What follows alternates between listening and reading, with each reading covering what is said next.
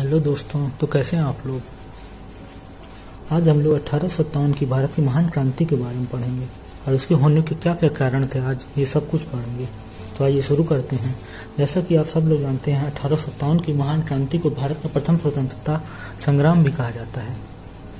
तो आज हम 1857 की क्रांति आप लोगों ने हर जगह पढ़ी होगी और कई बार पढ़ा होगा, किंतु आज हम लोग कुछ पॉइंट वाइज पढ़ेंगे जो कि एग्जाम में पूछे जाते हैं। तो आइए शुरू करते हैं। 1857 की महान क्रांति के समय ब्रिटिश के प्रधानमंत्री पाल्मस्टन थे। मैं यहाँ पे लिख के समझा देता हूँ।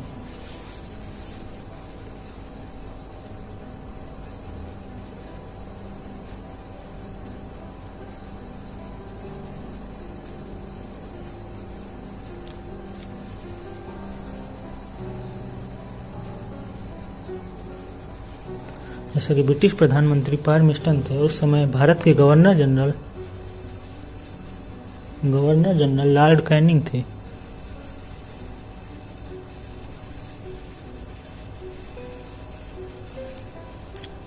लॉर्ड कैनिंग थे।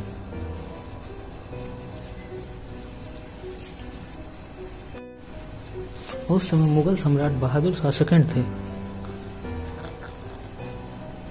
मुगल सम्राट बहादुर शाह सेकंड थे, जो कि अंतिम मुगल सम्राट हुए। और उस समय इस विद्रोह को दबाने के लिए जो सेनापति नियुक्त किए गए, उनका नाम कैंपबेल था। जो समय दबाने के लिए सेनापति नियुक्त हुए, उनका नाम कैंपबेल था।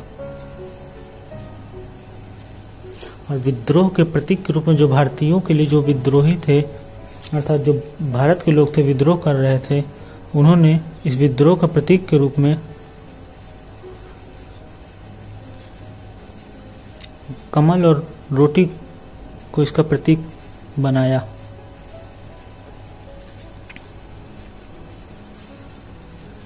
तो इसके क्या क्या कारण थे आइए समझते हैं। इसके आर्थिक, सामाजिक तथा धार्मिक, रासायनिक इत्यादि कारण थे। इसका जो एक बहुत बड़ा कारण माना जाता है वो डलहौजी की नीति थी।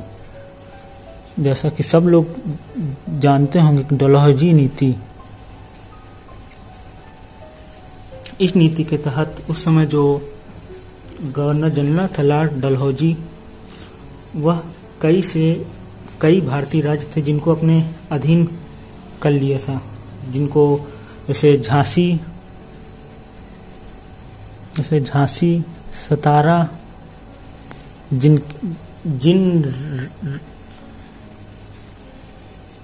सतारा, संभलपुर,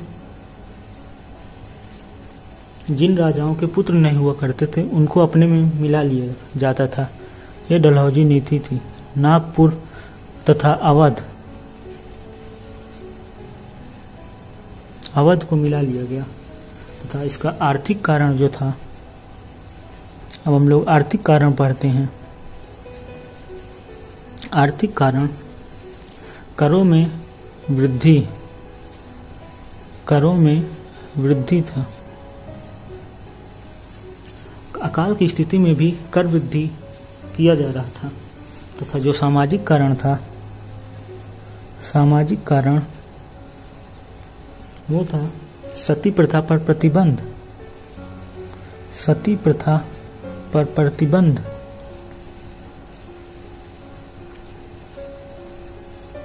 बाल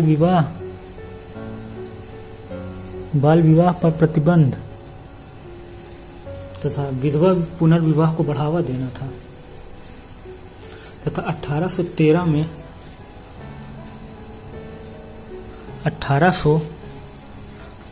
एक चार्टर एक्ट पारित किया गया। जिसमें ईसाई मिशनरियों को भारत आने की छूट दी गई।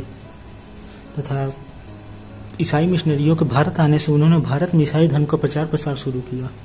और कई ईसाई मिशनरियों तो यहाँ तक बोल दिया कि इनका मूल उद्देश्य भारत को ईसाई देश बनाना है, जिससे यहाँ के कुछ लोग, रूढ़िवादी लोग, इससे खुश नहीं थे और उन्होंने इस 1857 की क्रांति में बढ़ चढ़कर हिस्सा लिया। और जो ये सती प्रथा पर प्रतिबंध था, बाल विवाह था, विधवा पुनर्विवाह को बढ़ावा देना था, इससे जो हमारे कुछ रूढ़िवादी लोग थे वो इससे खुश नहीं थे और उन्होंने भी इसमें बढ़ चढ़कर हिस्सा लिया। तो इसका जो बहुत बड़ा कारण माना जाता है वह एक सैनिक कारण था। 1857 की महान क्रांति का सैनिक कारण। यहाँ पे 5 सैनिक एक ब्रिटिश सैनिक के बराबर।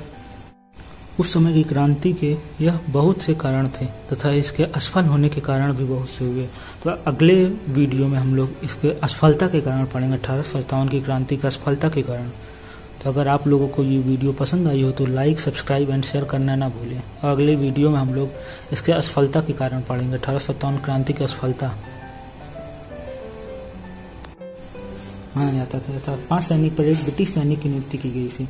देश में भेदभाव था तथा प्रमोशन में भी भेदभाव था तथा वेतन में भेदभाव था, रहन सहन में भी भेदभाव किया था। 1854 में एक डाकघर अधिनियम पारित किया गया।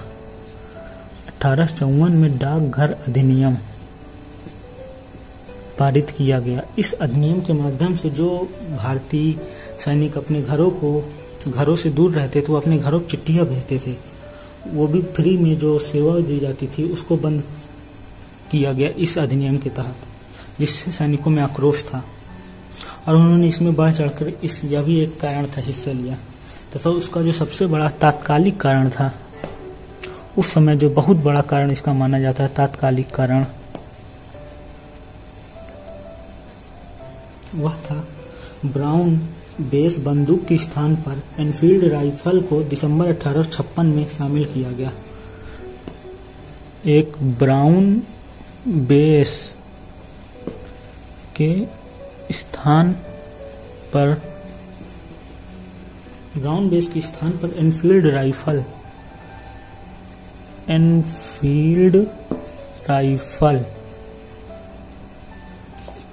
राइफल को 1856 में शामिल किया गया और इसे सैनिकों को दिया गया।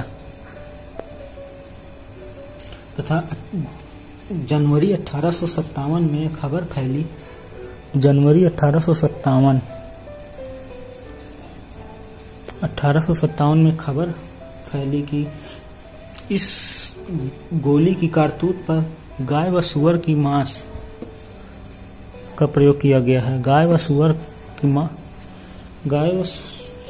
की कारतूस लगी हुई है, जो उनकी खाल होती है उसका प्रयोग किया गया। गाय व सुअर की खाल का प्रयोग किया गया है तथा इसकी कारतूस को खोलने से पहले मुंह से खोला जाता था। तो इस वजह से भी कई भारतीय सैनिक इससे बहुत आक्रोशित हुए और जिससे उन्होंने इस स्वतंत्रता संग्राम बढ़ चढ़ कर हिस्सा लिया। तथा जनवरी 1857 में पश्चिम बंगाल के दमखम में सबसे पहले यह विद्रोह फैला। मतलब कि जनवरी 1857 के पश्चिम बंगाल में सबसे पहले जनवरी 1857 में पश्चिम बंगाल के दमदम में सबसे पहले यह फैला। तथा 34वीं इन्फेंट्री के सिपाही मंगल पांडे, 34वीं इन्फेंट्री के सिपाही मंगल पांडे इसके प्रयोग करने से मना कर दिया और गोली चलाकर मंगल पांडे ने मना कर दिया और गोली चलाकर 2 अंग्रेज अधिकारियों को घायल कर दिया।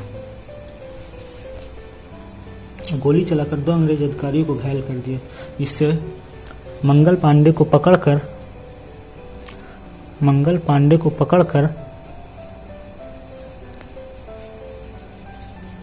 8 अप्रैल को फांसी दे दी गई। मंगल पांडे को पकड़ 8 अप्रैल को फांसी दे दी गई, जिससे सैनिकों में भारी आक्रोश हुआ तथा उन्होंने इसमें बढ़ चढ़कर हिस्सा लिया अतः उस समय की बहुत बड़ा कारण था यह।